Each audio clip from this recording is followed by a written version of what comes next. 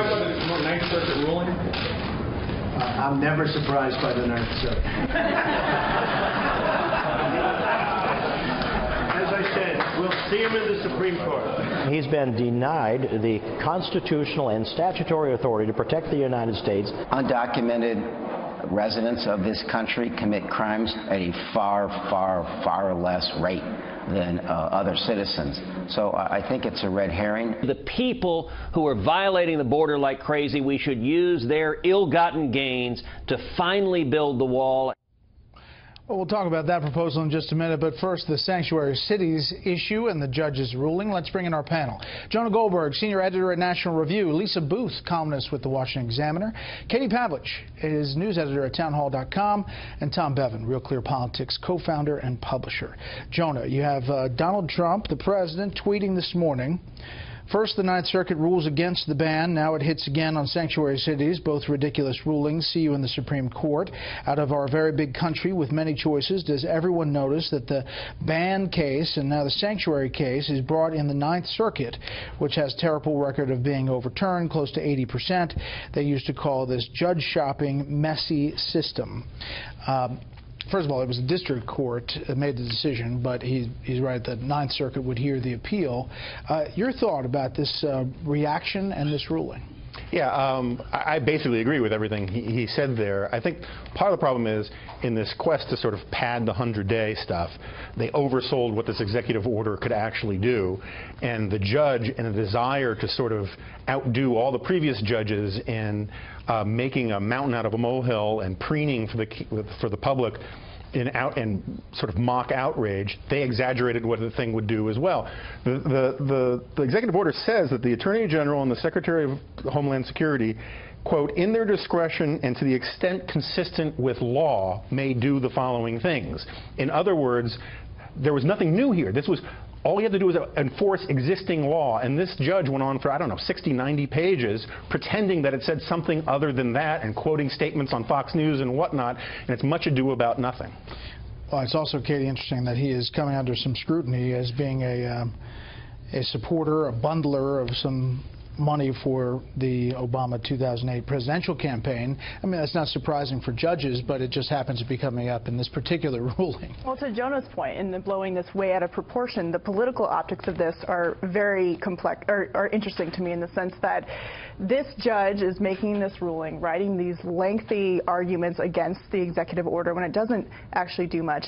And 80% of the country, meaning mainstream America, Democrats included, believe that sanctuary cities are a problem and that local law enforcement should be getting these criminals out of these cities and that they do pose a significant threat. And when you look at the details of what Americans want, most Americans want a path to citizenship for non-violent criminal or illegal aliens. They do want criminal violent aliens taken out. And so Democrats here are really on the wrong side of what mainstream America wants in a time when they really need more mainstream Americans to come to their side. Tom?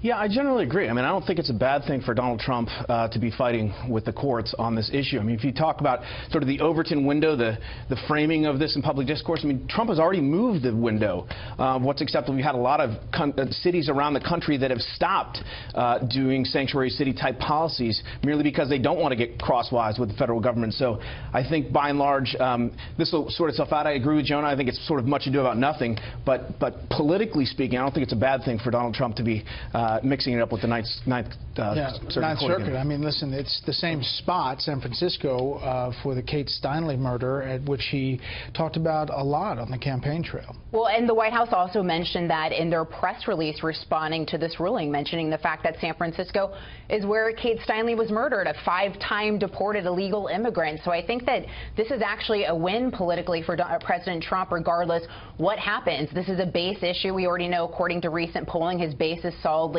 behind him already, and so he gets to claim an activist judge in San Francisco, a sanctuary city. Also, mind you, the Trump administration approaching the 100-day mark can already tout achievements along the border. We've seen a 61% decrease in border crossings. March marked a monthly low, a 17-year low.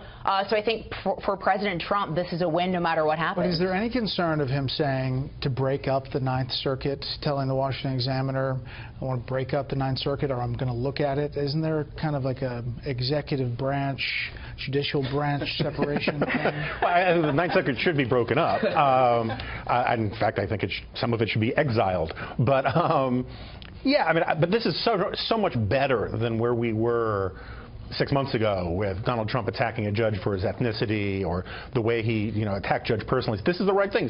I'm going to see you in the Supreme Court. That's the reaction you're supposed to see. All right, I want to play Senator Ted Cruz with his proposal. If El Chapo is convicted, the famed Mexican drug lord, the estimates are that his criminal fortune is roughly worth about $14 billion.